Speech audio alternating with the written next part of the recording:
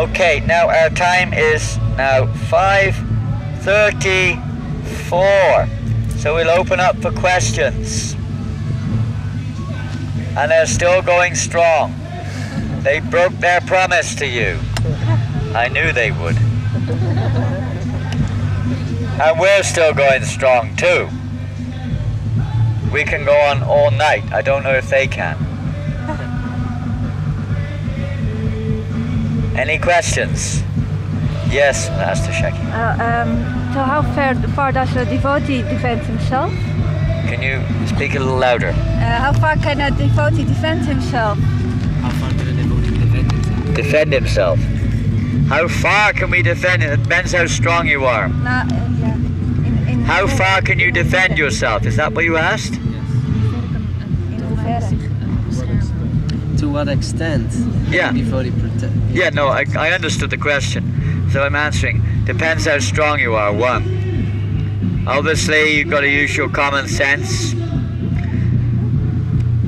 Understanding this body doesn't belong to us, it belongs to Krishna. Defense means many things. In other words, keeping the body in good health is defense. That's one thing. You're defending it against sickness as much as you can. Use your common sense. You don't spend your whole life doing it. We take shelter of Krishna. That's our primary defense. But still we have our job to do. We cannot defend ourselves against Maya entirely. We take shelter of Krishna. Whatever we do, even if we try to defend our body, we have to take shelter of Krishna. One time Radhanath Maharaj was on top of Varshan, one of the hills in Mangar, and he was staying with one of his devotee friends there, and there was a warning that there was a dangerous leper or something in the district. You know this story, huh? And the leper was roaming, and people were very afraid. This dangerous leper was running, and those days it was more of a jungle. And the Babaji he was staying with had a stick. He got a stick and he kept the stick next to him. And Radhanath Maharaj asked him, "Why are you keeping the stick?" He said, "Because the leper may come. So I got the stick." He said, "You think the stick will help you against the leper?" He said, "No." He said, "Why are you keeping the stick?" "Well, at least I got to show to Krishna that I'm making an effort, at least." You can't defend yourself entirely, but we got to do our duty. According to your position, you have to do the needful. It's a detailed question, but you have to use a little common sense there. Understanding your body is not yours, your property is not yours, it belongs to Krishna.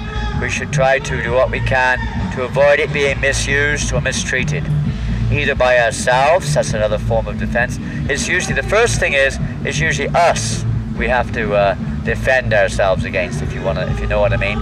We mistreat our body, we don't look after it properly, we mistreat our minds. We do so many things. We mistreat Krishna's property.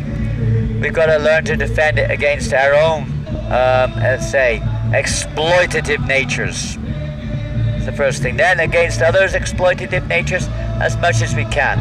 But ultimately we depend on Krishna. You may go to the doctor if it can help. You may do that. You have to use your common sense. To what extent? To the extent, if you're very strong in a situation, you may. But ultimately we take shelter of Krishna.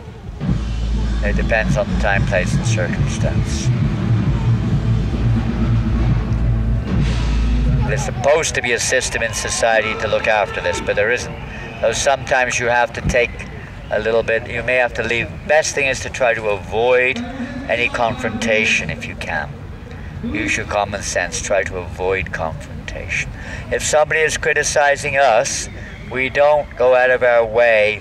We try to see it in relationship with Krishna. Even if they physically attack us, we may have to try to avoid it, or even sometimes partially defend without getting into a fight with them, just to avoid. But we basically understand that we're not angry, we don't want to take revenge, we're not in the same mood. We're in the mood of thinking, I deserve this, thank you Krishna, tattenu kampam susamikshamana, munjane vatmikwita vipakam vidvagva Vishtam namaste jivetiyo mukti bade sadaya bhak. That this is our main verse. You should learn this verse, that one who finds themselves in suffering, thinks themselves lucky. Understand I deserve much more than this. Krishna has kindly put me in this situation. And in that situation, the devotee takes shelter of Krishna. He doesn't ask to be protected even.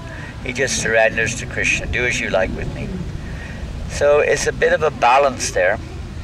It's a bit of a balance. You don't go overboard that you become affected by it and angry and so on.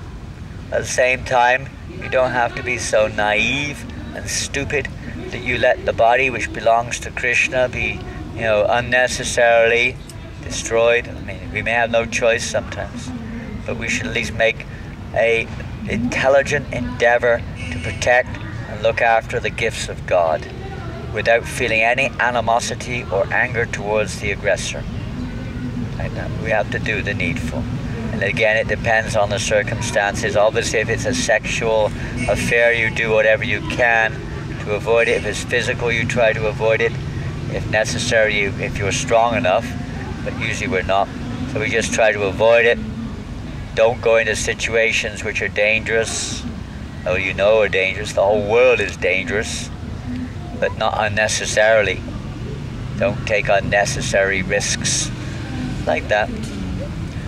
It's a kind of a detailed subject matter. Sometimes we have to act on inspiration in circumstances we find ourselves in. But if we see ourselves getting angry, we see ourselves getting disturbed, I don't mean to say disturbed in obvious, but becoming disturbed in terms of I'll get my own back on that person or something like that, then we're not behaving quite correctly. Obviously we'll be disturbed, but disturbed to the extent that we feel anger or animosity or something like that.